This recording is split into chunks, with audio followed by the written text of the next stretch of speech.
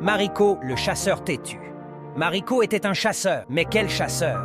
Il tuait les animaux comme si ce n'était pas des vies. Chaque jour, il en tuait des dizaines et des dizaines dont il exhibait les têtes et les queues comme trophées.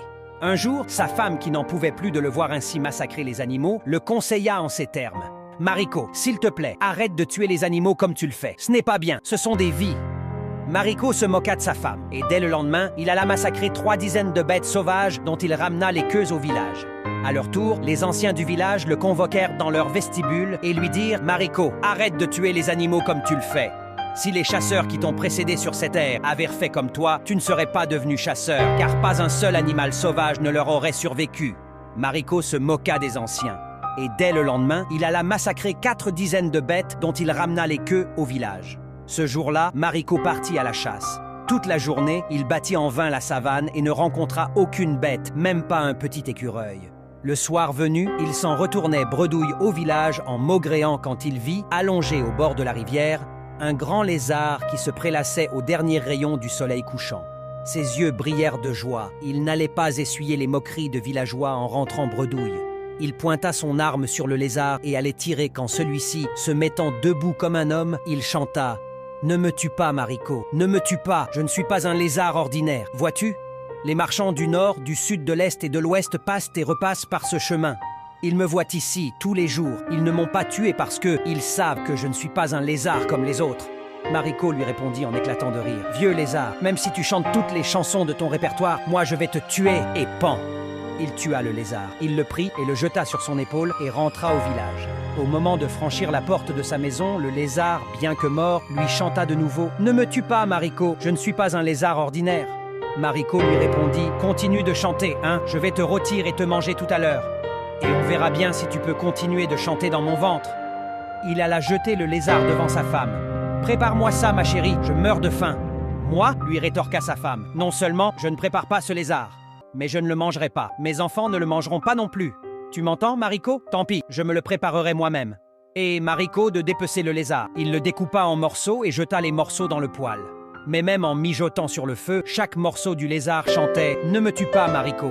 Je ne suis pas un lézard comme les autres. Tu vas être prêt et je vais te dévorer à belles dents, dit Mariko. Et on verra bien si tu vas continuer de chanter. » Quand le lézard fut bien cuit, Mariko se mit à le manger. Il invita sa femme refusa. Il invite ses enfants, tous refusèrent. Et il mangea tout seul. Aussitôt qu'il eut fini de manger, il eut soif, une grande soif qui se mit à lui brûler la gorge. Il cria sur sa femme « Apporte-moi à boire, je meurs de soif, je meurs de soif !» Sa femme lui apporta verre d'eau qu'il but d'une rasade. La soif s'aggrava. Il cria sur ses enfants « Apportez-moi de l'eau, je meurs de soif, je meurs de soif !» Chaque enfant lui apporta une cruche d'eau. Il les avala d'une traite. La soif s'aggrava. Mariko se leva et alla prendre le canari d'eau. Il avala la contenance d'une seule rasade. La soif empira. Il sortit de la maison en courant, sortit du village à toute allure. Il partit à la rivière, celle au bord de laquelle il avait tué le lézard. Il se baissa et commença à boire l'eau de la rivière. Mais la soif s'aggrava. Il but et but. Son ventre s'enfla, se gonfla et finit par exploser. Les morceaux du lézard en sortirent, se recollèrent, et soudain, le lézard se dressa devant Mariko, mourant, et lui dit « Que t'avais-je dit, Mariko? Tu l'apprendras à tes dépens.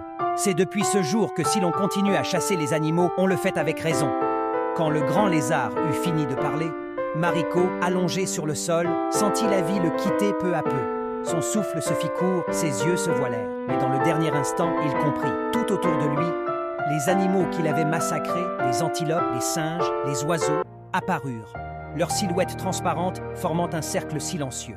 Ils ne vinrent pas pour se venger, mais pour le regarder partir, en silence, comme pour lui dire « Tu as pris nos vies sans raison, et voilà que la tienne t'échappe sans raison. » Alors la rivière, elle-même, se mit à parler d'une voix grave et profonde. L'homme qui oublie que la terre et les bêtes sont vivantes finit toujours par être dévoré par sa propre soif. Depuis ce jour, raconte-t-on, aucun chasseur ne s'aventure plus dans la forêt sans saluer la nature, sans lui demander pardon avant de tirer.